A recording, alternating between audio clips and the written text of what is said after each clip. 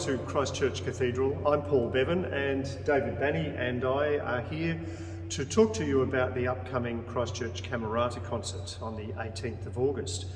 It's going to be a fantastic concert. It features one of the most popular works, the Rachmaninoff Paganini Rhapsody, played by one of our most popular local soloists, Erin Sweetman. I can't wait for it, and there are many other great works in the program as well, so David's here to tell us about them. Hello. How are you? Very well, very excited about this concert. So where should we start? Get to the Rachmaninoff later in the discussion, eh? Where would you like to start? Well, probably I would say that there are some concerts where every piece is tightly linked together, and our concert at the end of the last year called Elegy was like that. You know, the whole concert was just one kind of long musical experience. Which was great. Yeah. Really good program. Yeah. But this one is just, I think, a feast of variety and different things. If there is one link, it's probably the idea of variations. And many people will be familiar with the Rachmaninoff.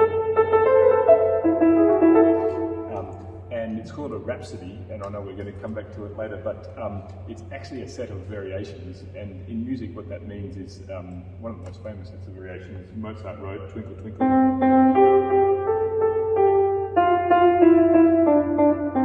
Then do it again.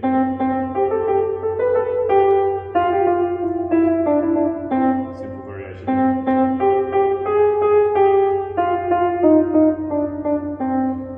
And it's one of the unique things in music. You can't really have sort of a theme and variations in literature, or it doesn't quite work the same way.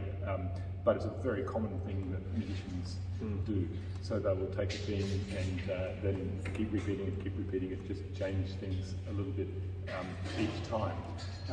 But that's also kind of the way that what the other major piece on the program called Orawa by Polish composer Kilar, absolutely one of my favourite composers, and this is one of the most popular pieces of the last sort of 60, 80 years in Polish music, and it's a really triumphant, fun piece.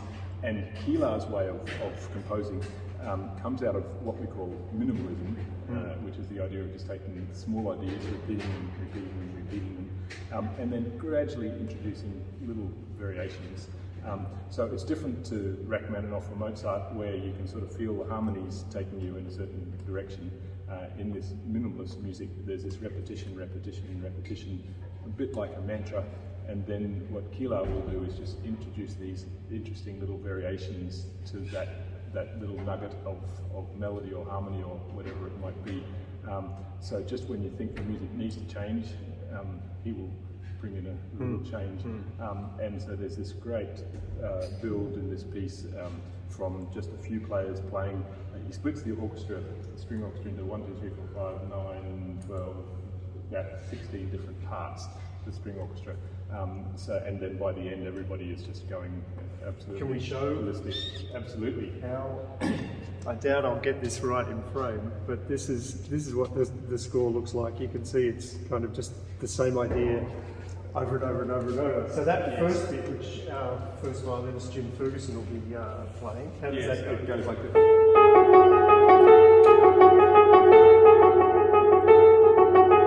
So that goes over and over and over again. And then should we explain? It goes a lot. You hear that, and some people who aren't familiar with minimalism might be going, because it just goes on, and you kind of go. So what is the philosophy there? What are the minimalist composers trying to achieve with that? Well, the original minimalists and the absolutely pure minimalists back in the 1960s, people like Terry Riley, Steve Reich, their idea was that it very much like meditation, that instead of having a piece of music, and again, if I come back to Twinkle Twinkle,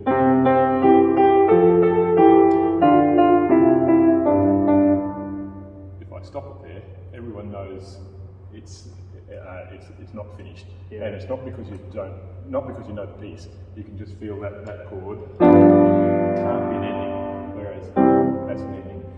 And so this was a way of writing music that defined European music from 1500 to 1900 really, and it's what you might call goal-directed music. So it's telling a story, there's a beginning, there's a middle, but there is an end point. So we all know where we're heading, and we all know when we get there. And so one of the things that composers might do is play with this. So instead of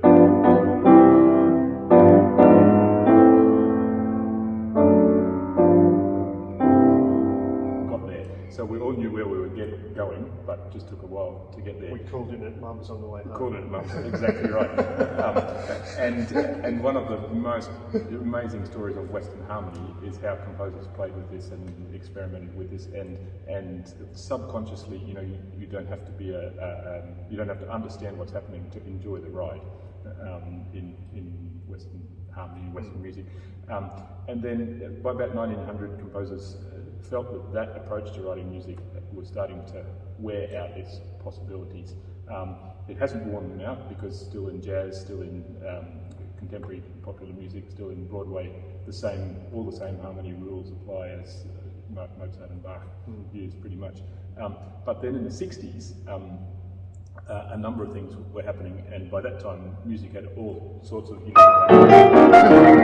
kind of music had come along, and then went away. That's right. But the 60s, there was this movement, and it was. I don't think it's any accident that the people involved in the beginnings of this movement all practiced Eastern religions of some sort, either Hinduism or Buddhism, and this idea of goal-directed music really comes out of the whole Western philosophy from the Enlightenment of goal-directed thinking, and science is all about that. So I think this is a treatment for tonsillitis. His thing, I'm going to call it penicillin. I think it'll treat tonsillitis. Do an experiment. Yes, look at that. It does treat it. I think this is the cause of something. Einstein comes along. I think this is how light and time all work together. So there's always an answer, and in fact, the big thing about science is that it's only useful if you can disprove it. So we're always looking for the next thing. We're always thinking about the future. And Christianity also says the same thing. So that the future there's a single stop at the end of our life. I'm laughing because I asked one question, and we're getting kind of the history of all of the world and all of philosophy. Go on. So Christianity has this a drive towards a single end, which is heaven. The Eastern religions are different. The Eastern religions are not directed towards the future, and in fact, the Eastern religions say quite the opposite. They say that actually the desire for thinking about the future is what makes us anxious, and anxiety produces anxiety. One of the ways to get rid of anxiety is to be mindful, to find ourselves in the present, and so instead of a single. Well, there is nirvana, there is a final end point, but along the way there are ideas in Hinduism of reincarnation, of rebirth, of coming back to where we are. And so this music, this minimalist music, was actually about finding ourselves in the present. And so instead of it would just be those chords are probably a bit too boring. It might be.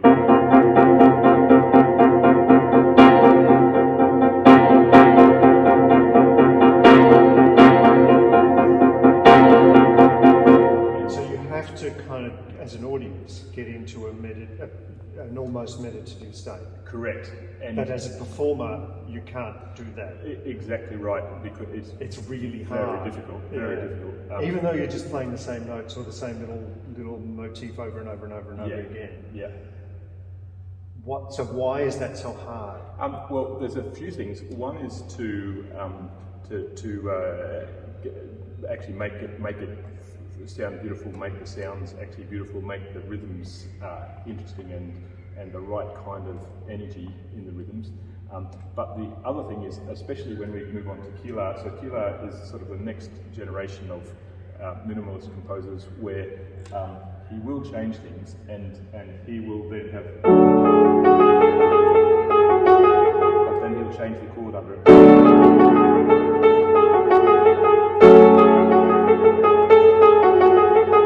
So he's kind of taking the minimalist ideas of repetition, and tiny changes, but also the harmonic ideas of Beethoven. So there's still a journey? There is definitely a journey in this music. Because he's not Eastern philosophy based. Correct. So he's taking something that came out of that Eastern philosophy and kind of working it back into a Western mindset. Well, probably, I think minimalism has gradually become so popular that I think for a lot of composers that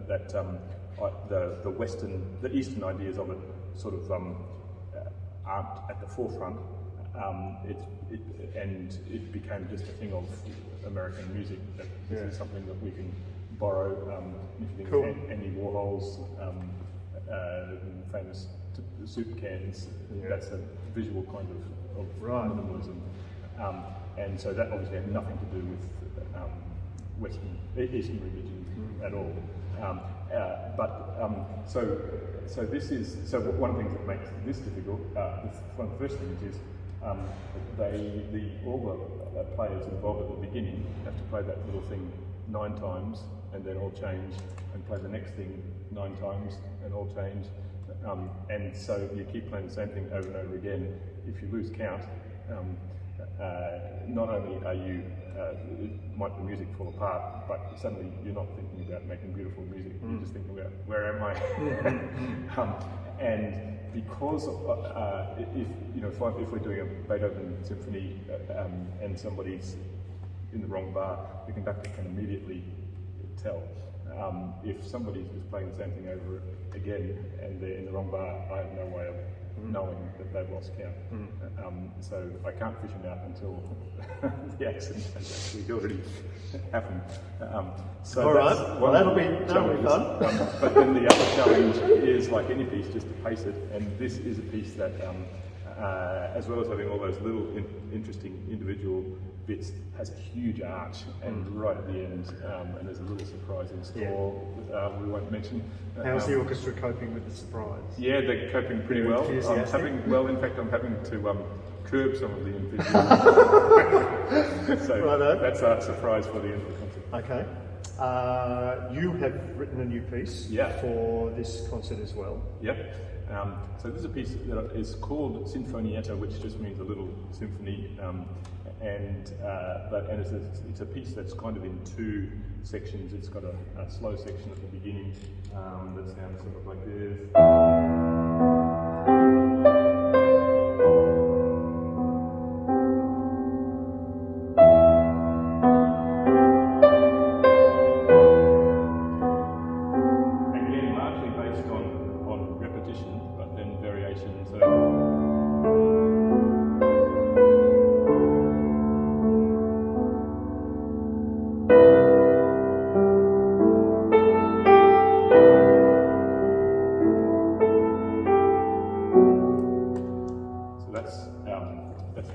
Starts, and then so it's slow sort of first half, and then it goes into a much faster second half.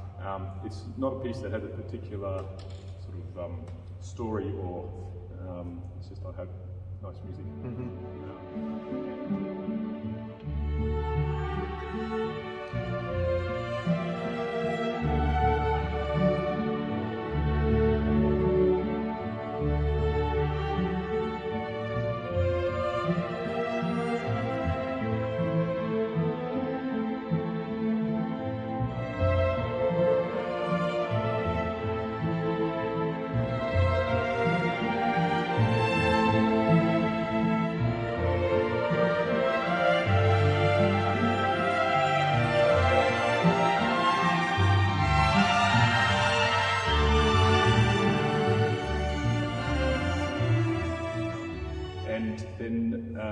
set of Intradas, which written by an early German Baroque composer, Johann Groh, and arranged by our principal viola player, Paul Groh, who audience members will know well.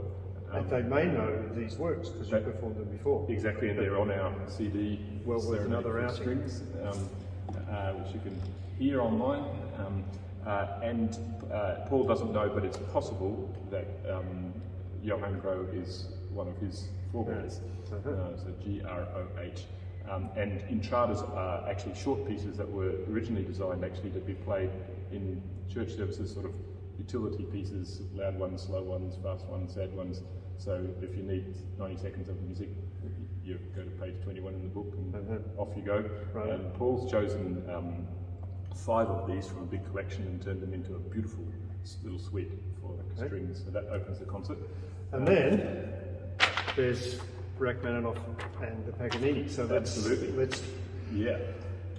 Do we start with Paganini? Yeah, we do. And so Paganini, one of the great virtuoso violinists of the world, of history, and one of the things that many violinists would love would be just one chance to go in a time capsule and hear Paganini play or a recording. When was he? He was the middle of the 1800s. Right. So what we call a romantic composer, and this is the time of the great virtuoso performers. And so he wrote a set of 24 studies. He called them caprices, but they were never really designed even as concert pieces so much. They're designed as like any studies pieces to build your stuff to practice. Technique. But the music of them is fantastic. So they are used as concert pieces, and they're monumentally difficult for the violin, just violin, no accompaniment with them. And so the great violinists of the world will often trot one of these out as an encore after a concert. And no doubt the most famous is the 24th of them, so the last one.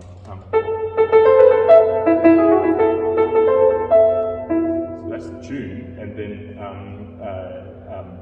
Paganini writes a series of variations on that tune for the solo violin.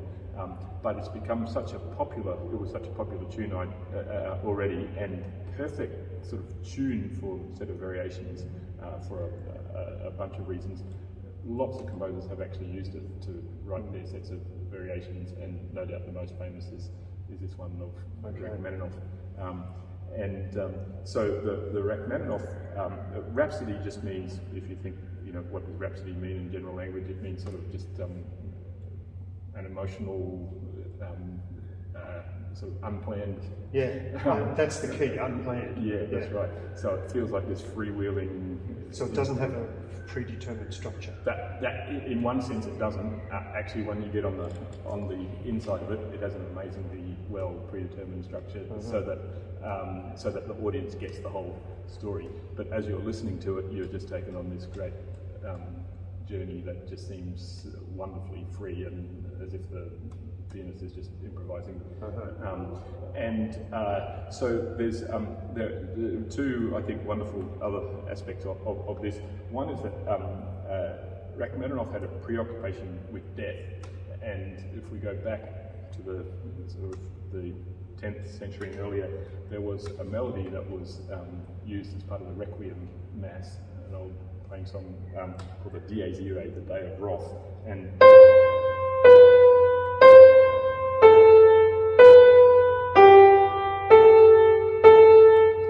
people might know the other composers have used it. Berlioz used it in his Symphonie Fantastique. Rachmaninoff uses it in heaps of his music, and it keeps coming up in this piece. Comes up reasonably early on, and then keeps popping its head up in various aspects, and then right at the end comes back in a major way. So people should keep their ears out for that. But the big moment is, and this is one way that variations work, what the composers do. So if we just think of this, so it starts on a note, goes up by a little step or skip, and then comes back, and then goes up 5 notes. If you turn that around, so I'll start here, instead of going up and then back, I'm going to go down, down then up. So you're turning it upside down. Turning it upside down, exactly.